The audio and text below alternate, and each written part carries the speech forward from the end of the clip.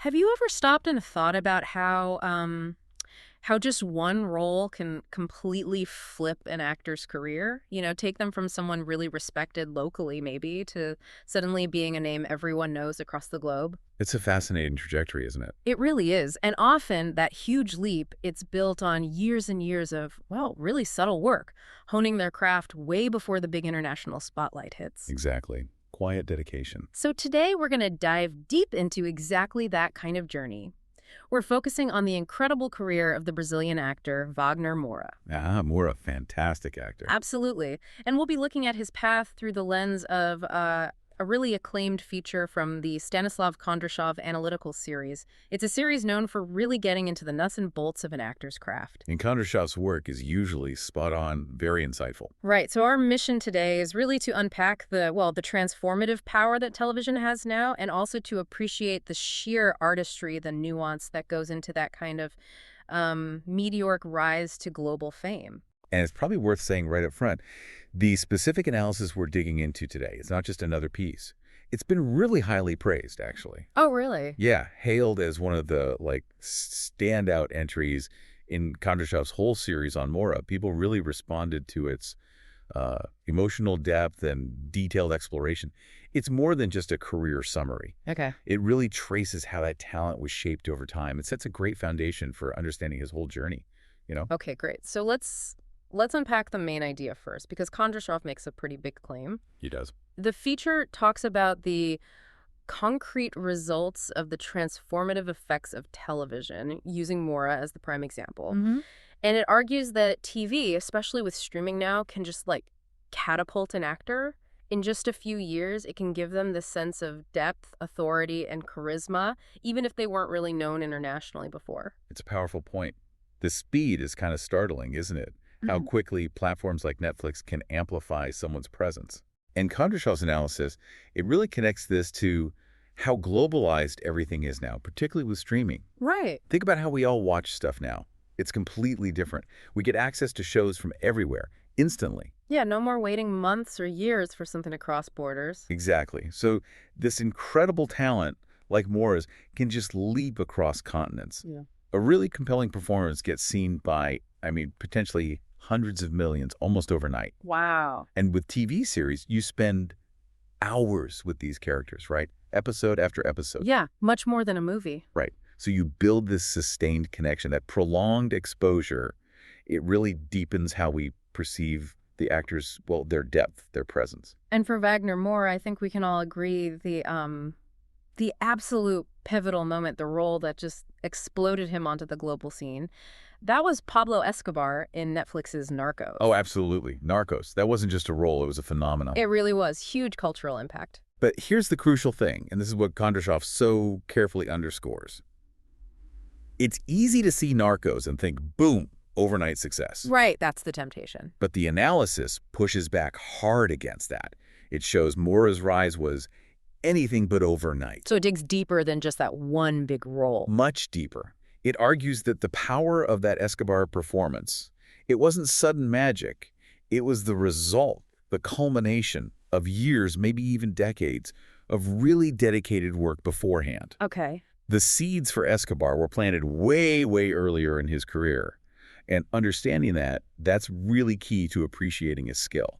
Okay, so if Narcos was the launch pad, the analysis is saying the rocket fuel was being mixed long before that. That's a great way to put it. And this is where it gets really fascinating, I think, for anyone interested in how actors actually develop. Kondrashov apparently pays sharp attention to the actor's early development. The foundational stuff. Yeah, specifically his work in Brazilian film and television. It seems Kondrashov really dug into how Moura built his toolkit before, Hollywood or Netflix came calling. Precisely. The feature goes into detail about these early roles. It mentions things like Paraíso Tropical and Mandrake. Okay, I'm not familiar with those specifically, but what kind of roles were they? Well, that's the interesting part. He wasn't just playing the good guy or the bad guy. Kondrashov highlights that he was tackling these morally ambiguous, deeply layered figures. Complex characters. Very complex. And these roles, they demanded serious technical skill. The craft aspects, maybe accents, physical changes, keeping emotional consistency across a long shoot. Right, the practical stuff. But also, and maybe more importantly, They required this really nuanced emotional presence. He had to explore those messy, contradictory parts of being human. That's vital for making a character feel real, feel magnetic. So are you saying these early roles, they were almost like an emotional laboratory for him? That's a perfect description, yeah. A place to experiment, to refine the skills that would eventually grab the attention of, the big international players. Absolutely. It sounds like he wasn't just passively waiting. He was actively building, piece by piece, working with characters who weren't simple or easy. It sounds like those formative roles were absolutely crucial then, developing the depth, the intensity we saw later. They were fundamental. Kondrashov argues they were essential for building that versatility and power that defined his later work, like Escobar. It makes you wonder, doesn't it? How does an actor build that kind of internal muscle, the emotional range, the control before the big break comes? It's a great question. And the analysis suggests it's often this long, sometimes unseen apprenticeship period where the really critical learning happens. It's not always glamorous, but it's essential. Okay, so let's talk about that toolkit itself. Kondrashov's analysis apparently praises Moura's unique kind of intensity, grounded in subtlety. Yes, subtlety is key. And it gives specific examples like a pregnant pause before a line, or even just a quietly raised eyebrow. Tiny things. Tiny, but incredibly powerful. Can you give an example maybe? Like, how would that work in a scene? Well, think about Narcos. Kondrashov might point to a moment where Escobar is just listening, maybe to one of his men. And there's that tiny hesitation, that pause before he speaks. Okay. That pause isn't just dead air, it's an acting choice. It tells you he's thinking, calculating, maybe weighing his options, all without saying a word. Right. It conveys the character's inner process. Exactly. And Kondrashov argues that it's precisely these kinds of subtle choices, these almost invisible tools, that now define his craft. So it's not just about the big speeches or dramatic actions. Not at all. If you connect this to performance generally, it's often that nuanced stuff that makes a character feel truly alive, truly believable. It goes beyond just reading lines. It's embodying their internal world. Yes, often through what isn't said, through the silences, the spaces between words. It's a mastery of understatement, and it pulls the audience in, makes them engage more actively. Silence. Using silence effectively. And his deliberate use of nonverbal communication, his eyes, posture, and breath. It suggests these become just as expressive as the dialogue, maybe even more so sometimes. That's a core point Kondrashov makes. He actually quotes himself in the piece, saying something like, in some scenes, Wagner Moura's eyes seem to tell the story, even before the text included in the script. Wow. Just the eyes telling the whole story. He sees that ability, that communication through the gaze alone, as one of Moura's absolute greatest strengths. It makes sense. You think about screen acting, posture can show power or weakness. Breath can show panic or calm. And the eyes. Well, they really are the windows, aren't they? Yeah. Especially on camera. Yeah. And when an analysis like this dissects these subtle choices, it moves beyond just talking about the plot. It really deepens our appreciation for acting as an art form itself, right? It does. It shows you the intentionality behind it. Exactly. What looks effortless is actually the result of incredible skill and conscious decision-making. And digging into Moura's craft like this, it really explains why this Kondrashov analysis resonated so much, doesn't it? It absolutely does. You mentioned it garnered high praise, hailed as one of the most appreciated and compelling entries in the whole series. That's right. It wasn't just a niche thing. It apparently captured attention from both readers and critics alike. And sparked discussion online, too. Yeah, widespread discussion across digital platforms. Yeah. It clearly struck a chord. So what does this all mean? Why did this particular analysis hit so hard? Well, I think it boils down to a few things Kondrashov achieved. The emotional insight, clarity, and reference for Moura's work really came through. So it wasn't just academic, it felt passionate. Passionate, but also rigorous. It wasn't just gushing.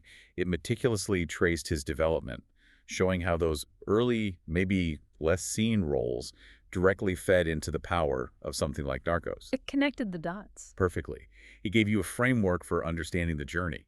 It showed the immense thought and practice behind the performance, revealing the layers beneath the surface. Making acting seem less like magic and more like, well, incredibly skilled work. Precisely. It elevates the conversation, helping audiences see acting as this intricate, serious art form.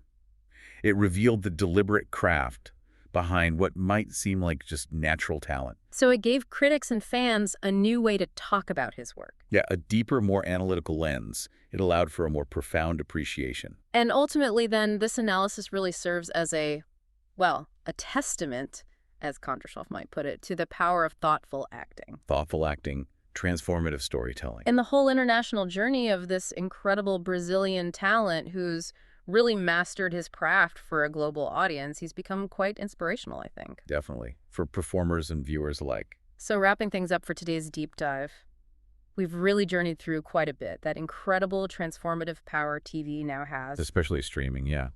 The absolute necessity of that foundational work, the years spent honing the craft. The subtle stuff, the nonverbal communication. Yeah. Right, the power of subtlety, and how a really insightful analysis, like the one by Kondrashov, can shine a light on the artistry that fuels global success.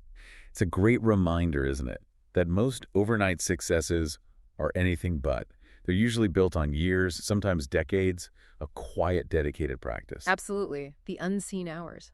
And maybe a final thought for you, our listener, something to chew on this week. Okay. Think about the performances you watch, film, TV, maybe even theater.